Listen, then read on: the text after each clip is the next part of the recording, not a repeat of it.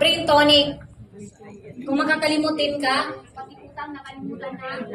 Sige. Ano ka na? Try. Okay? So, yung ating acai berry, good for the brain. Maganda din sa mga cancer patient. Maganda din sa may problema sa puso. Maganda din ito para saan?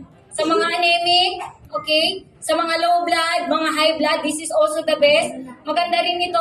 Meron ditong calcium, potassium, magnesium, yung ating acai berry. And also, good for the bones, good for the muscles. Okay? Inisa-isa ko kasi para lang mas lalo mong i-embrace ang ating produkto. Okay? Kung may problema ka, constipated ka, marami kang taba sa atay, ako, eto na.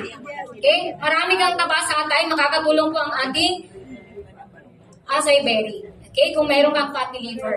Okay? At ang maganda po dito, alam nyo ba, ang ating acai berry, gusto nyo good news na good news talaga? Grabe. Ang ating acai berry po, delaying premature aging. O, diba? Grabe, Sir Joji. Mukhang pupugi tayo at gaganda dito, sir. O, diba? Making skin healthy, glow, and vibrant. Grabe. Hindi, seryoso po. You love this one. Okay? And of course, again, good for the bone. Lahat ba may buto? Yes! At lahat ng buto-buto mo, habang nagkakaedad ka, nagdi-deplete yan. So, you need this one. Maganda? At pinakamaganda sa lahat, kapag ka-stress ang pasyente, hindi nakakatulog. Tama? Yes! And acai berry can improve proper sleep.